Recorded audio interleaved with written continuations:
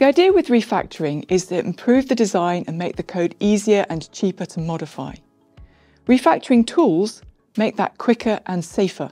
I want to help your team to experience that.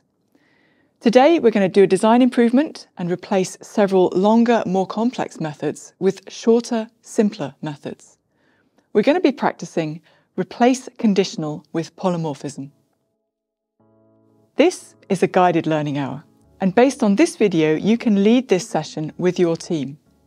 The last part is a session briefing. And if you haven't seen one of these before, that's important. Make sure to watch that part. In a moment, I'll begin the part of the video that you're going to show your team, and it's marked with this chapter, Gather Your Team. So you can start from there when you're ready. Hi, I'm Emily Bache. I'm a software developer and creator of Saman Coaching. Today we're going to learn about improving your design with refactoring tools. We're using this shared online whiteboard that everyone should have access to.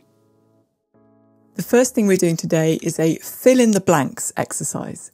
I've got text here about refactoring, and if I just zoom out a little, you can see I've got some words on the side that you can pick up and put into those spaces. And the idea of this is that you're going to come up with a text that makes sense. You're going to work individually, so if I just show you, there are frames like this for each person in the team. Hopefully somebody will have prepared those with your name on. And each person can work individually. So you could go into individual breakout rooms while you're working on this and then come back to the main room when you've finished.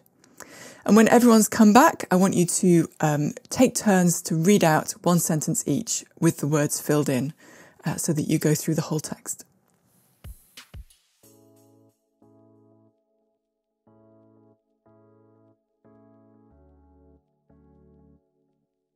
Hopefully you've all managed to fill in all the blanks now and that your text that you read out was something like this.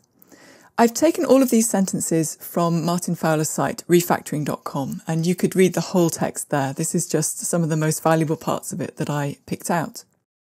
Today's session is about refactoring and the kind of refactoring that you do as a normal part of programming. If you're doing test-driven development, then refactoring is a regular, recurring aspect of what you're doing. And even if you're not doing TDD, you could find it useful before you add a new feature to just tweak the existing design using safe steps to refactor the code to make it easier to add your new feature. Often when you're refactoring, you'd like to use tools, and tools make it faster and safer to refactor. Here on the screen, I've got a refactoring menu that includes the item Convert Constructor to Factory Method, which is one I'm going to demo very shortly. This is a very useful refactoring because it actually has several steps to it when you do it by hand, but the tool can do it all for you in one step. If you haven't got that kind of tool, then you'll need to know what the individual steps are. And this is from Martin Fowler's book, a picture of what you're trying to do. You've got to first create your new factory function method and get that to call the constructor. And that after that first step, your code compiles, but that new function isn't being used anywhere. So that's a very safe kind of a step. But then you systematically go through all the places where the constructor is being called and change them to use your new function. And after each one, you run the tests, you compile, you check everything's working. And you can stop at any point. The code is always working each step of that. But eventually you've done all of the places where the constructor is called, and you can then perhaps reduce the visibility of the remaining constructor because it's only being used from the factory function. So that would be the steps to do this if you didn't have a tool. The Parrot refactoring kata is available in many different programming languages, and I've got videos of this demo in several of them. My intention is to inspire you and your team to use your language and tools more effectively. So take a look around and pick the one you prefer. So this is the starting position for the Parrot refactoring kata. We've got this class Parrot, and it's got a method getSpeed with a switch statement switching on type of Parrot. And then if we scroll a little bit further, there's actually another method that looks quite similar. getCry also has a switch statement switching on type. So that's the code smell that we've got in this class. We've got repeated switches and switching on type code. And it's a sign that this class might benefit from some polymorphism, some inheritance. So we're going to actually moved to a design where we've got 3 subclasses instead of these switch statements that will use polymorphism to change the behavior. So we've also got some test cases here, and there's quite a few of them, and they cover the functionality fairly well. So I'll just check they're all passing. Yep. So yeah, everything's ready for us to start doing some refactoring.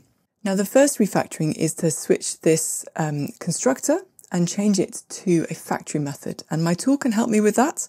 Constructor to factory method. It's all built in here. So I'm going to name my new factory method create Parrot, and it does the work for me. There we go. I've got it now, and it's marked the original constructor as private, and it's updated all of the places where I was calling the constructor to use my new factory method.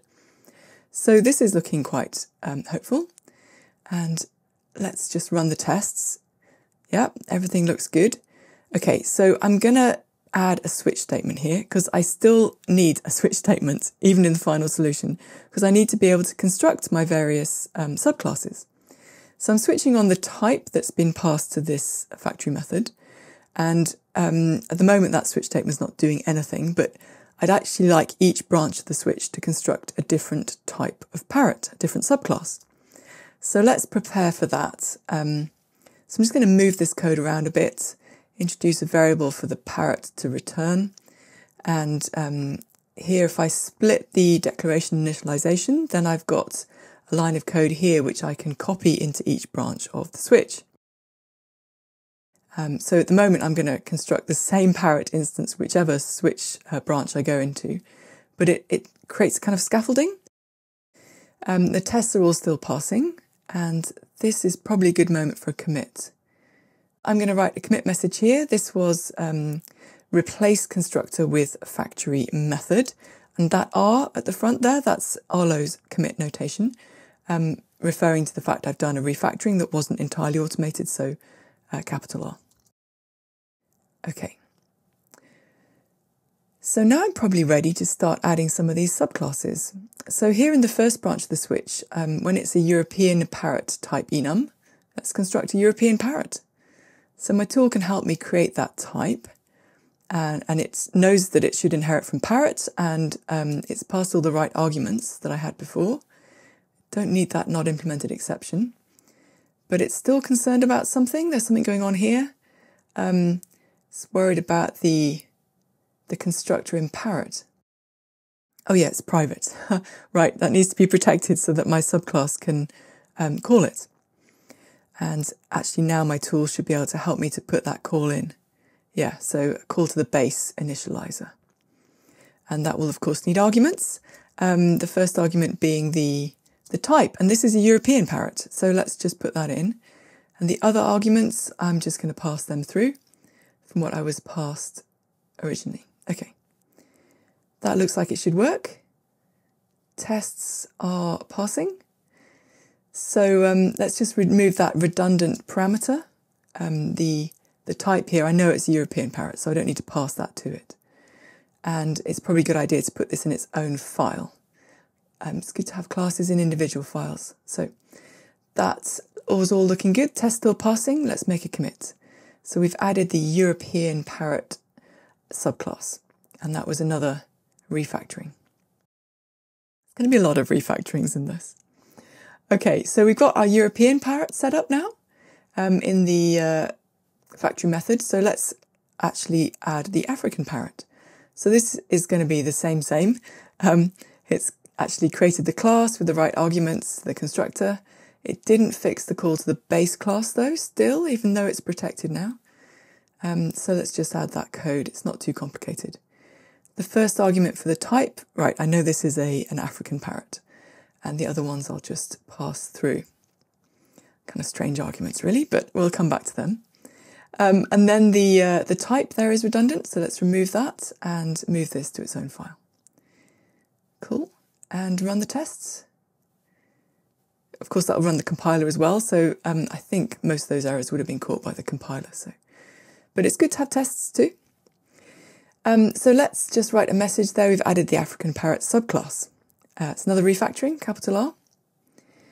And there we go. Now we've got 2 subclasses. Wrong switch statement. Let's go and look at the right one here in the Here we go. We want to create a Norwegian blue parrot here.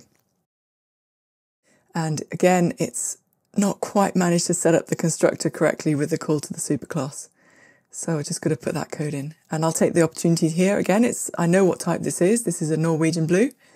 And the other arguments are just passed. So other tools at other times might have fixed this better for me. But, you know, I have to know what I'm aiming for. I'm aiming for subclasses, each in their own independent files and with reasonable arguments. Okay, and then a commit. It's good to make lots of small commits frequently so that you can always back up if you do make a mistake and you've got a good record of what you've done. It's easier for whoever's reviewing your changes, I think, to get lots of small commits with good messages. Right, so now I've got 3 subclasses. So what's next? Okay, it's probably time to push this get speed method down into the subclasses. So again, that's one of the refactorings my tool offers me. Push members down, and it asks me, well, which classes do you want to move it down to? And yeah, all of them. And the get speed should be pushed down, and I don't think I'm going to do get cry yet. I'll do them one at a time. So, it's warning me that there might be a problem, that it can't update all the usages correctly. Maybe there was something I missed here, because I thought it would be able to do that for me. So just go back a minute. Now, what if I make that abstract in the superclass? Maybe that's going to make it be a bit happier. So, yeah, it's warning me that it's going to have to extend the access rights for all of that stuff, but all of the usages seem to be okay. So I'm not too worried about widening access rights. It's going to have to make everything protected, I think. Yeah, but it managed to do that. There we go. It's now got an abstract get speed method. My tests are still passing. And if I go to all my subclasses, there we go. There's my get speed in each of the subclasses. So my tool really helped me there, but there's quite a lot of changes there. So I'm just going to actually make that into a commit. And this time though, I'm going to use the small r for an automated refactoring. I've pushed down get speed to the subclasses. Okay, and let's see. Now, here I am in the European Parrot. So actually, I know this is definitely a European Parrot. So I'm just going to use a little trick here. If I tell the switch statement, look, this is definitely a European Parrot, suddenly you see all that code went grey? It's unreachable. So my tool can now help me to remove that redundant code. And actually, I found the simplest way to do it is to say, look, convert this to an if statement. And then when I ask it to remove the unreachable code, it just gets rid of all of it. And now I'm just left with a kind of meaningless if statement. If this is the same as this, it's definitely European. And it can also help with that. Replace the if statement with the respective branch. And there we go. That's all that the European Parrot does. It doesn't need the rest of the switch statement. So let's make a commit to celebrate. This was all pretty automated. I'm going to use a small r. Strictly speaking, I did actually have to type something, but I think it was really safe. So I'm going to put a small r on that one. Now it's your turn. I'd like you to do the same refactoring I just showed you, refactoring Parrot. We're going to follow these steps. This is just an outline of what I did in the video. So you're going to replace the constructor with a factory function, create 3 subclasses, and then you can push down the get speed function and make that work in all the subclasses and remove all the redundant code.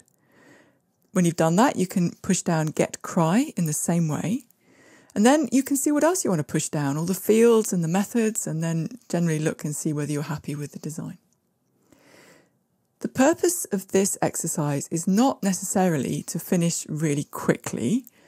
The purpose is to practice doing this refactoring smoothly, automatically, without needing to think a great deal about what you're doing and what the shortcuts are, so that you can learn to make refactoring a more natural part of what you do when you're developing.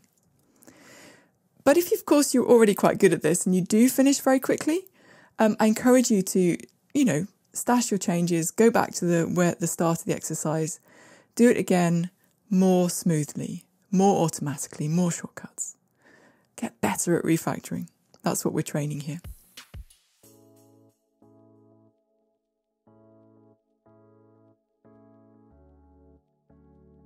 Just now at the end of the session, hopefully you've reserved enough time to actually really talk a little bit about what happened there.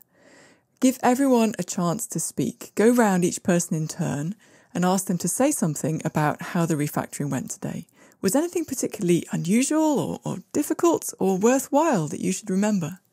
Give everyone a chance to speak.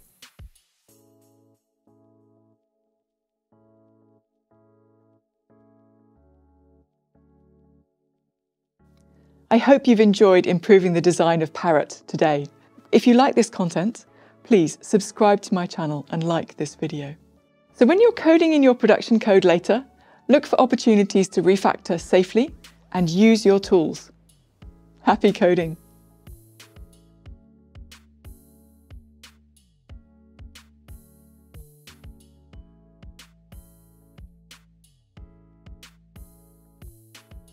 This is the session briefing, intended for the developer or coach who's going to host the guided learning hour. And if you haven't done one of these before, I've got another video, Guided Learning Hour How To, with more information. You're also going to need some supporting materials, code samples and an activity board. You can get the code from my GitHub and a copy of the board via my Patreon, so do check that out. It could save you time if you don't need to create your own online whiteboard. In this particular guided learning hour, there are several points where I ask you to pause the video and lead activities with your team. There's a connect, a concrete practice, and a conclusions with discussion. And it shows here on the screen roughly how long each activity should take. And part of your job is to keep track and prompt people when it's time for the next thing. The first activity is the fill in the blanks, where we're going to put together this interesting sentence. So it's a good idea if you can prepare the activity board in advance with frames for each person with their names on. So it's very quick for them to get started and find where they're supposed to be doing their filling in the blanks. I suggest you put people into individual breakout rooms so they're not disturbing anyone else and they can do it by themselves in peace and quiet and just come back to the main room when they're done. Do put a time limit on that as well though, so that you know that everyone is going to come back at some point. Then when you're going to read out each person one sentence, I think it's a good idea to do that in the same order as the frames, so you can share your screen and just move from one frame to the other as each person has finished reading a sentence, go to the next frame with the next person's name on so that they know it's their turn to start reading. The next part you'll facilitate is the coding exercise, Parrot.